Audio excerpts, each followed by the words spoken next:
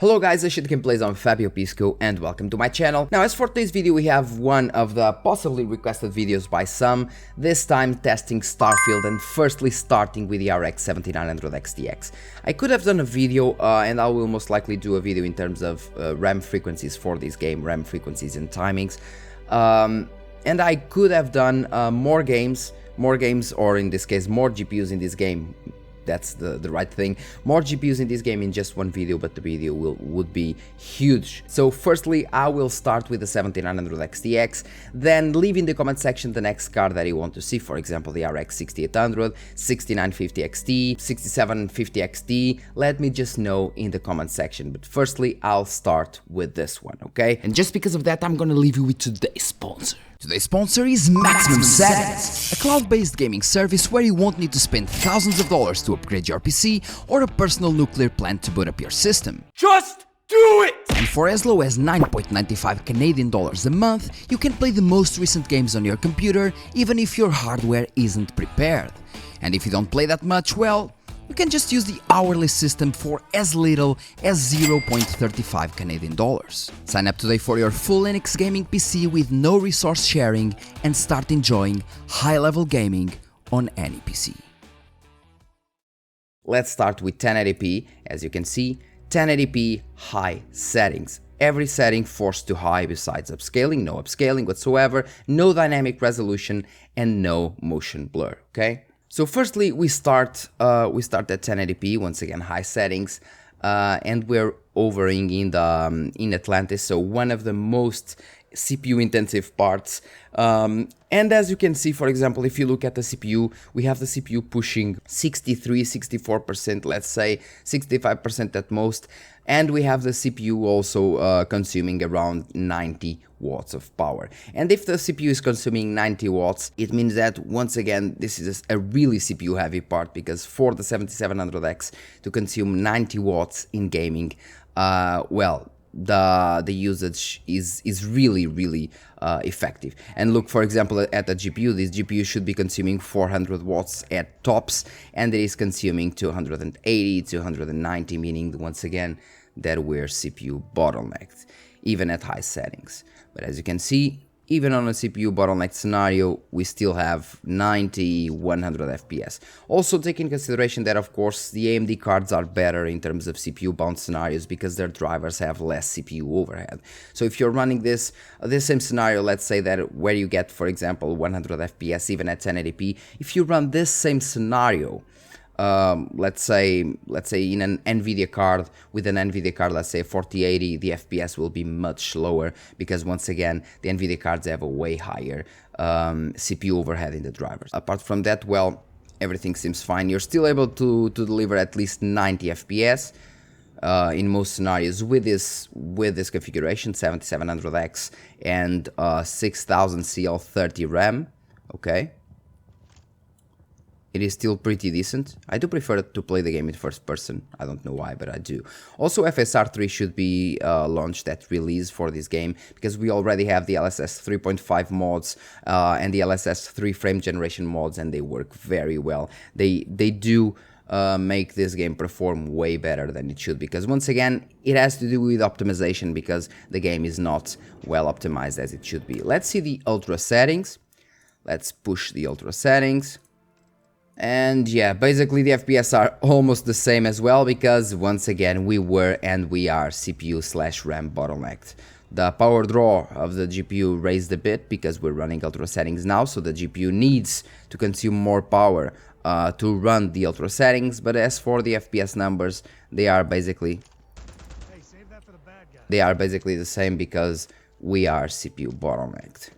As soon as we leave the cities, we have more FPS, of course, apart from those really grass-heavy planets that I did not explore yet. But besides that, it seems that the 190 FPS mark for these kind of cities like Atlantis seems to be more or less the limit for the 7700X. Well, let's see 1440p now, for example. Okay, let's just board in. Let's go to our planet of our mission and let's see 1440p. Okay, now one of the things of the AMD GPUs, of the recent AMD GPUs, like for example the 7900 XTX, is that when you're in a CPU limited scenario, they will raise the GPU clocks in order to actually kind of mitigate the CPU bottleneck. So even in CPU bottleneck scenarios, you can indeed have higher FPS numbers, and that's one of the things. For example, here at 1440p high settings, when pushing the values, it goes up to, let's say, 2900 MHz, the GPU, and we're running 118 FPS, yeah, at 1440p high settings in Vectra, which is not super heavy, but not also one of the lightest places. So it's a mid-term scenario, I guess. And I still have to talk to Lynn. Lynn, 115, 114. The FPS aren't that bad. Let's just see what this opens, what's there. As soon as we go inside, let's see the FPS numbers. 130, 140. Well, the FPS numbers are considerably higher inside, or at least a bit higher inside, as you can see. As long as we're not CPU bottlenecked, everything works fine. Once again, 120. This is bigger than I thought.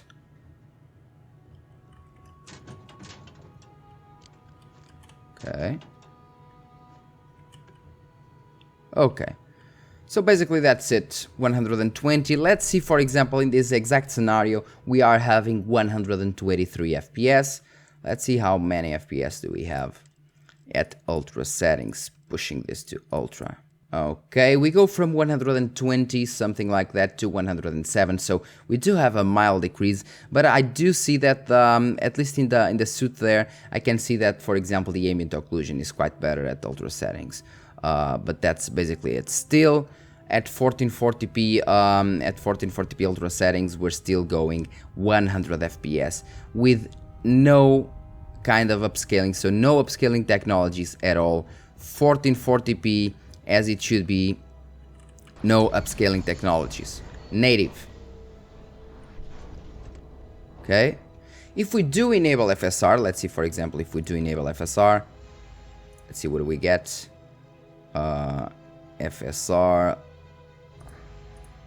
FSR2, and let's put it, for example, at 85%, which is the thing that I advise, not going below 85% at 1440p, otherwise it looks bad. Okay, it looks a bit sharper. We do have around the same FPS, so we have 119 FPS with FSR, 85% resolution scale, 120. As soon as we disable the FSR, off, native resolution, well, the performance gains are minimal. Even at 85% resolution scale, and FSR still looks worse. So I do advise you, if you have a card as powerful as this one, definitely, and I repeat, definitely use the native resolution, at least at 1440p. At 4K, things might be different. Yeah. So now at 1440p ultra wide high settings, so once again ultra wide 21:9, because there are lots of people testing at 1440p, 1080p, 4K, but not at ultra-wide resolutions, and 1440p ultra-wide is definitely the way to go for most gamers now in terms of immersion and in terms of mid-terms in terms of performance, because 4K is still too heavy for the most recent games, and 1440p ultra-wide is kind of the sweet spot in between performance and quality. And once again, I believe that my overclocking settings are bugged. I guess that Starfield pushes these settings. Let me see if that's the case. And as we can see, we went from 90, to the performance that we should be having, 102 FPS. So in this same scenario, even going to a higher resolution, from 1440p to 1440p ultra-wide, so it's from 2560 pixels to 3440 pixels, so it's 3440 for 1440p, and the performance still, it's still perfectly fine. I mean, I play at 90 FPS locked and we're still having 100, 170. The CPU is still pushing 76 watts, 78 watts, 80 watts, so the CPU is still suffering even in a GPU bound scenario, okay? That's how CPU heavy and how RAM heavy this game is. Let's see what we have here. Okay, some crackers. Some crackers, son. Okay, we have several things here, but nothing. Okay, emergency power cell 1. Emergency power cell 2. Nice. So we need another emergency power cell. We already have 2 of them. Let's see if it's here. Okay. Possibly there. So as you see, 115. Once again, it's not in the city, but it's still perfectly acceptable numbers. Something that will happen on the city will be a CPU bottleneck once again, and the GPU will be at, let's say, 90. Well, the CPU will only deliver from 75 to 95 FPS, but that's quite normal actually. Let's go, for example, to the ultra settings and see how it handles. Okay, we do have lower FPS, but at the same time we're running ultra settings, so that's fine. Bam, 1 power cell. Bam, 2 power cells. And now we need the third one. Where the hell is the third one? That's a mystery. Oh, we have more doors here. Okay, no signs of power cells. Another one. And no signs of a power cell. Let's go outside to see what's the performance with ultra settings. But as you can see, from high to ultra, at least on this card, the performance, and in this place, of course, I believe that the biggest difference in settings are in super dense planets, super dense or grass dense planets. We can see the performance. Of course, we're running now 95 FPS instead of 105, so that's normal, but still the performance is pretty acceptable. We're running ultra and 1440p ultra wide, so yeah, that's pretty acceptable in my book. Let's see 4K. Now we're running at 4K, and 4K is kind of a different breed, let's call it that. It's much heavier than 1440p ultra wide, and even at high settings, we're hovering, let's say, 80 FPS, 82, at 2800 MHz on the GPU. The CPU now, since the FPS are lower, the CPU is also consuming less power because the CPU doesn't need to push as many FPS as before, so it doesn't need to work as much. And now we have the CPU usage at 33% and the power draw at 70 instead of 90 watts, at least 85, 90 watts. So it depends on the FPS you're pushing. As soon as you move, for example, to this part, we're pushing only 70, 80 FPS to that side, a bit more, but still it's around the 80 FPS, and I believe that 4K is the only resolution that actually benefits from upscaling, where the upscaling isn't that bad, actually performs pretty okay, and the performance increase is actually worth it. Apart from that, 1440p ultra wide, if you have a card as powerful as this one, I just advise you to pick the native resolution, as the native implementation of TAA just looks better than FSR easily. I do hope that AMD brings a new implementation of FSR in terms of upscaling, because God knows we need better quality in terms of upscaling, because the LSS 3.5 is much ahead in terms of jagged edges, in terms of stability. It's much better overall. And even here it does as good, or even better job, an even better job than TAA. But as you can see in this part, for example, we do have 70, 80 FPS. Let's see, for example, in Atlantis and see what we get. And you can see perfectly that even at 4K, once again, even at 4K high settings, we're still pushing 80, 84 FPS, because before we were extremely CPU bottlenecked, okay, extremely. So that's one of the reasons why we weren't pushing, let's say, 120 and so on. As you can see, 78, 79, and we are completely GPU bottlenecked at 4K. Okay, now if we push, let's say, ultra settings, the difference is not that big. It's actually pretty small in this scenario, but as I told you before, the only resolution that I think that can actually benefit from FSR2 in this game is indeed 4K. And if we use, for example, 80% scaling with FSR2 enabled, with 4K, the visual difference is basically none, and we went from 69, roughly 69 to 78. So from 7 to 9 FPS boost at 80%.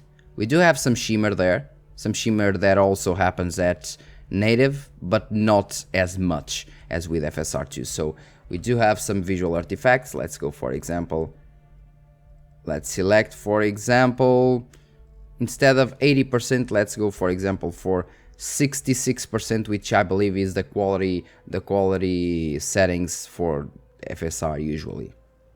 Oh, it looks bad. The performance is better, definitely, and in most scenarios it doesn't seem that much of a difference, but in shimmering scenarios, look at there in the it looks bad. Basically it looks good here, looks fine, but in shimmer spaces, look at there, shimmering there in the front, shimmering there. But yeah, overall it's fine, I guess. And the performance goes up to 100 FPS, 100, 102, which is basically the CPU bottleneck that we have here, so we're not GPU bound at 100% anymore. 102 and so on. As you can see, for example, in these parts, the FSR performance looks great. Look at those letters. Yeah, it looks awful with FSR. Let's see, for example, without FSR. It still looks bad. That's the reason why it looks even worse with FSR. But as you see, for example, 73 FPS at native. As soon as we enable FSR to, let's say, 66%, which is the quality settings, we go up to 96, so 20 FPS difference. But yeah, even at ultra settings, if you want to push it a bit more to, let's say, 85, 86%, we still have 79, 80 FPS, even in the harder to run parts in Starfield at 4K. Once again, not bad at all. This game isn't very optimized, but definitely isn't the crap that people are calling it. Yeah, it's a new game, so enjoy it. And well guys, thanks a lot for watching. Don't forget to like, subscribe and share this video. Once again, leave in the comment section. Leave in the comment section what card you want to see tested next. Let's say, for example, the 6750 XT, the 6800, 7950 XT. Let me just know in the comment section, and I'll try to do it as fast as I can for you. And leave other tips, let's say different resolutions, FSR settings, and so on. Thank you very much, and see you in the next video, guys.